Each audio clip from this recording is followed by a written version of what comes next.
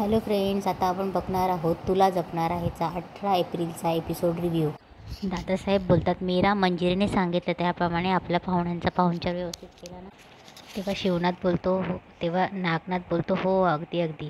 दादासाहेब, मी तुमचे आभार कसे मानव हेच मला कळत नाही. आमची मीरा एवढी मोठी एकट्या या शहरात आली, ती कुठे असेल, कशी असेल, काय करत असेल, या विचाराने रात्र रात्र झोप नाही लागायची मला. पण इथे आलो, पाहिलं आणि काळजी मिटली.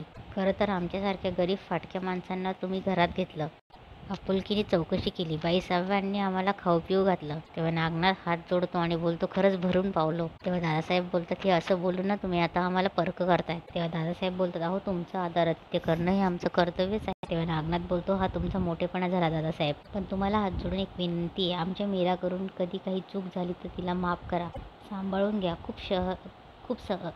खूप सरळ आहे हो आमची मीरा, म्हणजे शहरातला शहाणपणा नाही तिच्याकडे, म्हणून म्हणतो. तेव्हा मंजिरी बोलते, तुम्ही नका काळजी करू, मीरा आता आमच्या मुलीसारखी आहे.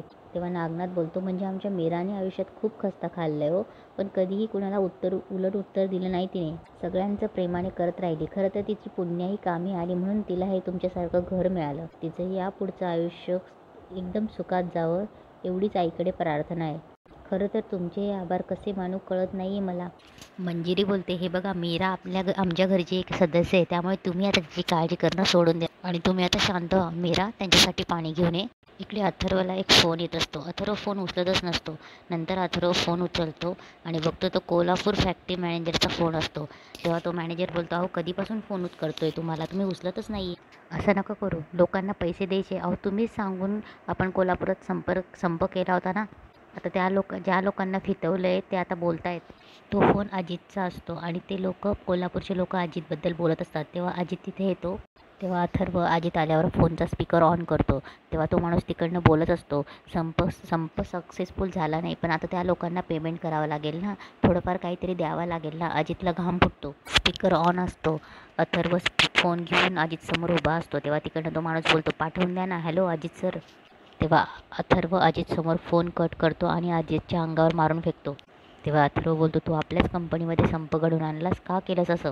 तेव्हा अजित घाबरतो आणि बोलतो, चुकून झालं माझ्याकडून असं. तेव्हा अजित हात जोडतो आणि बोलतो, आय एम सॉरी. तेव्हा अथर्व बोलतो, हे माझ्या प्रश्नाचं उत्तर नाही आहे, तू असं केलंस का ते सांग, ॲन्सर मी. तेव्हा अजित बोलतो, कंपनीत इम्पॉर्टन्स मिळावं म्हणून मी हे सगळं केलं, माझ्याकडे कुठल्याही अथॉरिटी नाही आहेत, काही निर्णय घेता येत नाही, कंपनीतले लोक मालक म्हणून नाही, एक एम्प्लॉय म्हणून बघतात माझ्याकडे, म्हणून केलं मी, सो सॉरी. तेव्हा अथर्व बोलतो, तुझ्यासारख्या माणसाला या कंपनीत जागा नाही. तेव्हा अजित उठतो आणि बोलतो, सॉरी मी सॉरी म्हणतो अथर्व, माझ्याकडनं परत कधीच नाही होणार असं, लास्ट चूक माझी, प्लीज. तेव्हा अजित खाली बसतो, अथर्वचे पाय धरतो आणि बोलतो, प्लीज लास्ट चूक माझी, तू माझा मोठा भाऊ आहेस ना, मोठा भाऊ म्हणून मला माफ कर ना प्लीज. तेव्हा अजित बोलतो, अरे नाही ना, मी बर्बाद होऊन जाईन यार, मला काहीच करता येणार नाही याशिवाय, प्लीज लास्ट चूक. तेव्हा अथर्व कोणाला तरी फोन करणार असतो, ते फोन करायचं थांबवतो. तेव्हा अजित बोलतो, सॉरी. तेव्हा अथर्व अजितची कॉलर धरतो आणि बोलतो, पुन्हा केलंस ना, खरं तर मी आत्ता दादासाहेबांना सांगायला हवं, पण मी त्यांना सांगणार नाही, तुझ्या मूर्खपणामुळे आत्या आणि काकांना बाहेर काढलं जाईल. दादासाहेब काय म्हणाले होते ते आहे ना तुझ्या लक्षात. अजित बोलतो, माझ्या लक्षात आहे, माझं डोकं ठिकाणावर नव्हतं म्हणून झालं, प्लीज दादासाहेबांना नको सांगू, इथून पुढे एकही चूक होणार नाही माझ्याकडून, इथून पुढे तू सांगशील ना अगदी तेच करेन मी, एकही चूक होणार नाही माझ्याकडनं, खरंच सॉरी. तेव्हा अथर्व बोलतो, अजित शेवटची संधी देतोय, लास्ट चान्स. तेव्हा अजित थँक्यू बोलतो. तेव्हा अथर्व बोलतो, मी एक मोठा भाऊ म्हणून तुला माफ केलंय, एक CEO म्हणून नाही. तेव्हा अजित बोलतो, म्हणजे. तेव्हा अथर्व बोलतो, तुला एक नॉर्मल एम्प्लॉईसारखं वागवलेलं आवडत नाही ना, आजपासून तुझी पोस्ट आणि तुझी ऑथॉरिटी मी परत घेतोय, आजपासून तू केशव काकांच्या हाताखाली काम करशील, तुला कुठलीही स्पेशल ट्रीटमेंट आणि स्पेशल पॉवर दिली जाणार नाही आहे, ही तुझी पनिशमेंट आहे. आणि अजित, परत माझे पेशन्सचे टेस्ट करू नकोस, जर का मी माणुसकी विसरलो ना तर तू या कंपनीतच काय जगात सुद्धा राहणार नाही. इकडे वेदा येते. तेव्हा मीरा बोलते, अरे वा, एकदम परीसारखी दिसते आमची वेदा, 2 दिवस बरं नव्हतं तर सुकून गेलं ना पिल्लू. तेव्हा मीरा बोलते, वेदा आज तुला सुट्टी आहे ना, मग आपण दिवसभर काय करायचं. तेव्हा मीरा बोलते, 1 मिनिट, या खोलीत नाही बसून राहायचं, मला या कंटाळा आला या खोलीचा, आपण अंगणात जाऊन खेळूयात, चालेल तुला. तेव्हा वेदा खुणवते. तेव्हा मीरा बोलते, काय खेळायचं. तेव्हा मीरा बोलते, लगोरी खेळूया. वेदा, तू याआधी कधी लगोरी खेळली आहेस का. तेव्हा वेदा मान डोलवून नाही बोलते. तेव्हा मीरा बोलते, कधीच नाही खेळलीस. अरे बापरे, मग आज तर आपण लगोरीच खेळूया, चल. तेव्हा मीरा अंगणात घेऊन येते वेदाला आणि हरीला सांगते, हरी, ही आहे आमची वेदा. तेव्हा मीरा बोलते आणि वेदा हा आमचा हरी. तेव्हा हरी बोलतो हाय वेदा. तेव्हा मीरा आश्चर्यचकित होते आणि अनन्या पण. तेव्हा हरी वेदाला बोलतो अगं तोंड बंद कर, माशी आत जाईल. तेव्हा वेदा पटकन तोंड बंद करते. तेव्हा हरी बोलतो हो मी बोलतो. तेव्हा अंबिका पण तिथे असते. हरी बोलतो म्हणजे मी बोललो की बोललो नाही, बोललो नाही तर नाही बोलत. तेव्हा हरी बोलतो म्हणजे मी असा बोलता बोलता बोलतो. नाही नाही चुकलं. तेव्हा तेव्हा दादासाहेब, मंजिरी, वेदा, अनन्या सगळे हसत असतात हरीचं बोलणं ऐकून. तेव्हा हरी बोलतो म्हणजे मी बोलतो ऐकतो, म्हणजे मी बोललो की समोरचा ऐकतो. तेव्हा हरी बोलतो म्हणजे मी बोलतो ना मी. तेव्हा मीरा बोलते हरी तू काय बोलतोयस, कळतंय का तुला? तेव्हा हरी बोलतो मी बोलतो एवढंच कळतंय ग, काय बोलतोय मी. सगळे असतात. तेव्हा अनन्या बोलते चला चला आपण खेळायला सुरुवात करूया का? तेव्हा मीरा बोलते हो. तेव्हा मीरा बोलते मी ना तुम्हाला नियम सांगते हा. आणि मीरा त्यांना नियम सांगते आणि बोलते आता मी तुम्हाला नियम सांगितले, आता खेळायला सुरुवात करूया हा. तेव्हा अनन्या बोलते हो मी आणि वेदा एका टीममध्ये ओके. तेव्हा वेदा मीराचा हात पकडते आणि तिच्या टीममध्ये जायचं खुणवते. तेव्हा अनन्या बोलते अरे बापरे टीम चेंज. तेव्हा अनन्या बोलते ठीक आहे मी आणि श्रद्धा एका टीममध्ये आणि तू आणि वेदा एका टीममध्ये ओके. तेव्हा अनन्या बोलते आणि हरी. तेव्हा हरी बोलतो मी कॉमेंट्री करणार. तेव्हा हरी उडून चेअरवर जातो आणि बोलतो इथे बसून मी करणार कॉमेंट्री चला. तेव्हा मीरा अनन्याला बोलते हा घ्या बॉल तुम्ही लगोरी फोडा. तेव्हा अनन्या बोलते ओके चल श्रद्धा. तेव्हा हरी कॉमेंट्री करतो. अनन्या आणि श्रद्धा चेंडू फेकण्याच्या तयारीत. श्रद्धाच्या डाव्या हातामध्ये चेंडू आणि समोर लगोरी आणि चेंडू मारलेला आहे, पण चेंडू आंधळा असल्यामुळे नेम चुकलेला आहे. तेव्हा हरी बोलतो चेंडूच आंधळा आहे ना. असो.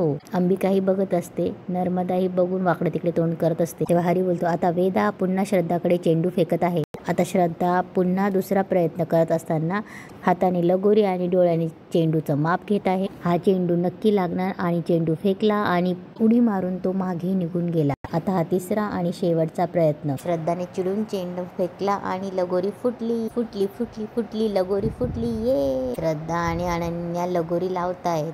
मीराला चेंडू भेटला आहे आणि तिने तो श्रद्धाकडे फेकला आहे आणि श्रद्धाने तो चुकवला आहे. आणि परत श्रद्धा आणि अनन्या लगोरी लावतायत आणि लगोरी पूर्ण झालेली आहे. श्रद्धा आणि अनन्याची टीम जिंकलेली आहे आणि वेदा हसतीये. तेव्हा मीरा बोलते अगं आणि वेदा हसतीये काय, आपण हरलो. तेव्हा हरी बोलतो तेच ना, स्वतःची टीम हारल्यावर हसतो कोण. तेव्हा मीरा बोलते वेदा आवडला तुला हरी. तेव्हा वेदा हो बोलते. तेव्हा मीरा बोलते हरी इकडे. तेव्हा हरी उडत वेदाच्या खांद्यावर बसतो. तेव्हा मीरा बोलते वेदा घाबरू नको, काहीच करणार नाही तो तुला. तेवढ्यात बडी भुंकतो. तेव्हा हरी बोलतो हा कोण कुत्रा. तेव्हा हरी उडतो आणि बोलतो हा भुंकायला लागला माझ्यावरती. तेवढ्यात अंबिका बोलते बडी. हरी बोलतो मीरा बघ ना ग. तेव्हा अनन्या बोलते बापरे आमचा बडी तर जेलस झाला. तेव्हा अनन्या बोलते बडी तुला माहिती आहे का आपल्या वेदाला एक नवीन बेस्ट फ्रेंड मिळाला आहे. तेव्हा हरी बोलतो बडी पटकन बॉल उचलतो. तेव्हा हरी बोलतो हा बघा हा कुत्रा लगोरी खेळण्याचा प्रयत्न करतोय. त्याला वाटतोय तो माणूस आहे पण तो आहे कुत्रा. तेव्हा हरी बोलतो नाव काय याचं बडी ना. नाव बडी आहे पण घरगडी असल्यासारखं वागतोय. तेव्हा हरीची कॉमेंट्री ऐकून दादासाहेब, मंजिरी, अंबिका सगळे खूप हसत असतात. तेव्हा नागनाथ हात जोडून बोलतो महागौरी माते या घरावर आणि माझ्या मीरावर तुझा आशीर्वाद असाच अखंड राहू दे. त्यांच्या चेहऱ्यावरचं हसू कधी कमी होऊ नको दिवस माते. तेव्हा अंबिका बोलत असते मीरा अगं तुझे कसे आभार मानू हेच कळत नाही मला. तुझ्या या घरात येण्याने माझ्या घराला पुन्हा एकदा नवीन पालवी फुटली आहे. माझं कोमेजून गेलेलं घर पुन्हा नव्याने बहरतंय. माझी वेदा गेले कित्येक दिवसांनी अशी मनापासून खळखळून हसलीये. तुझ्यामुळे या घरात असाच आनंद टिकून राहिला ना तर अथर्व आणि मायाच्या लग्नाचाही विचार कोणाच्या मनात येणार नाही. इकडे मंजिरी मनात बोलते तुमची महागौरी माता तुमच्या पाठीशी किती उभी आहे हे मला माहीत नाही, पण मीरा तुला मी माझ्या हातातली बाहुली करणार. लवकरच तू माझी गुलाम होशील. तेवढ्यात दामोदर हातात वस्त्र आणि फुलं घेऊन येतो. मंजिरीजवळ येऊन बोलतो की वहिनी तुम्ही सांगितल्याप्रमाणे आणलंय मी. तेव्हा दादासाहेब बोलतात काय. तेव्हा मंजिरी बोलते आपल्या कुलदेवताकडून वस्त्र आणि फुलं मागवले होते. माया आणि अथर्वचा साखरपुडा आहे तर मायाला हे वस्त्र घालावी लागणार. तेव्हा श्रद्धा आणि मीराचे काका जायला लागतात. तेव्हा मीरा पाय पडते. तेव्हा नागनाथ बोलतो की तुम्हाला सगळ्यांना भेटून खूप बरं वाटलं, आम्ही येतो आता. तेव्हा वेदा हरीकडे बघून नाराज होत असते. पण नागनाथ श्रद्धाला खुणवतो. श्रद्धा, दादासाहेब आणि मंजिरीचे पाया पडतात. तेव्हा नागनाथ बोलतो मीरा व्यवस्थित राहा, अधूनमधून जमलं तर फोन करत राहा. मीराचे काका बोलत असतात की आता आमची काळजी करू नको, तू ह्या घरात आहेस ना तर ह्या घरातल्यांचीच काळजी कर, आम्ही सगळे ठीक आहोत. तेव्हा मंजिरी पण बोलते तुम्ही नका काळजी करू तिची, ह्या घरातल्या जबाबदाऱ्या ती नीट पार पाडते. तेव्हा नागनाथ ठीक आहे येतो म्हणतो. वेदा हरीकडेच बघत असते. वेदाला वाटत असतं की हरीने जाऊ नये तेव्हा हरी बोलतो मीरा जातो मी. तेव्हा श्रद्धा बोलते येतो म्हणायचं असतं. तेव्हा हरी बोलतो श्रद्धा येतो म्हटल्यावर परत घरात जावं लागेल ना. तेव्हा हरी शिवनाथ आणि श्रद्धासोबत जायला लागतो. तेव्हा मीरा त्याला आवाज येते, हरी तू जातोयस का, तू इथे थांबशील. तेव्हा हरी बोलतो मी इथे. तेव्हा मीरा बोलते हो तू जातोयस तर आम्हाला वाईट वाटतंय. तेव्हा हरी बोलतो आम्हाला म्हणजे. तेव्हा मीरा बोलते आम्हाला म्हणजे मला आणि वेदाला. तेव्हा हरी पुन्हा येतो आणि वेदाच्या खांद्यावर बसतो आणि बोलतो मी वेदासाठी थांबेन, मी जिथे कमी तिथे आम्ही, वेदाचा भाऊ हरी भाऊ. तेव्हा हरी बोलतो श्रद्धा आता मी या घरातच राहणार, ह्या घरी राहील हरी. तेव्हा श्रद्धा बोलते तू इथेच राहा, माझी काही हरकत नाही, पण आठवण आल्यावर कॉल करत जा हं. तेव्हा हरी बोलतो हो हो करेल, तुम्ही सांभाळून जा हं. तेव्हा श्रद्धा आणि नागनाथ जायला निघतात. तेव्हा मीरा श्रद्धाला घरात घेऊन जाते, वेदाला घरात घेऊन जाते आणि हरीही घरात जातो. दादासाहेब बोलतात मला तर वाटतं वेदाच्या मनातलं ओळखणारी एकटी मीराच आहे आता या घरात. तेव्हा मंजिरी बोलते खरं आहे. तेव्हा दादासाहेब बोलतात पण या सगळ्याचं क्रेडिट तुला जातं मंजिरी, तू मीराला या घरात आणलंस, तिच्यावर वेदाची जबाबदारी दिलीस, खरंच खूप अभिमान वाटतो तुझा. आजवर या घरासाठी घेतलेला तुझा प्रत्येक निर्णय योग्य ठरलाय. इकडे रात्री मंजिरी बसलेली असते. तेव्हा मीरा येते आणि बोलते बाईसाहेब बोलवलं मला. तेव्हा मंजिरी बोलते तेव्हा मंजिरी मीराला फोन देते, नवा फोन घेऊन देते. तेव्हा मीरा बोलते हे काय आहे. तेव्हा मंजिरी बोलते आमच्याकडे याला फोन म्हणतात, तुमच्याकडे काही वेगळं म्हणतात का. तेव्हा मीरा हसते आणि बोलते म्हणजे असं नाही, पण तुम्ही मला का देताय हे विचारते. तेव्हा मंजिरी बोलते आता तुला देते म्हणजे तुझ्यासाठीच आणलं असेल ना, आता तुला काकांना फोन करायचा आहे म्हणजे तुला कोणाचा मोबाईल मागायची गरज नाही, स्वतःच्या मोबाईलवरनं कॉल करू शकतेस सरळ. तेव्हा मीरा बोलते बाईसाहेब नको, मी नाही घेऊ शकत हे. तेव्हा मंजिरी जबरदस्त मीराच्या हातात ठेवते आणि बोलते घे म्हणते ना. तेव्हा मीरा बोलते बाईसाहेब माझ्याकडे याच्यासाठी पैसे नाही आहेत. तेव्हा मंजिरी बोलते अगं असंच देत नाही मी तुला, मला माहिती तू स्वाभिमानी आहेस, तू महिनाभर माझ्याकडे काम केलंस ना त्या पगारातनं कापून घेईल, व्यवहाराला चोख आहे मी. तेव्हा मीरा बोलते बाईसाहेब तुमचे आभार कसे मानू ना हेच मला कळत नाही, खूप करता हो तुम्ही माझ्यासाठी. तेव्हा मंजिरी बोलते मीरा तू आमच्या वेदासाठी जे काही केलेस ना त्याच्यापुढे हे काहीच नाही. तेव्हा मंजिरी गेल्यावर मीरा फोन उघडते, तेवढ्यात तिला लगेच फोन येतो. तेव्हा मीरा बोलते लगेच फोन पण आला, मी तर कोणाला नंबर दिलाही नाही. तेव्हा मंजिरी बोलते मीरा माझा फोन आहे, सेव्ह कर नंबर. तेव्हा मीरा नंबर सेव्ह करते आणि तिथेच आजचा एपिसोड संपतो.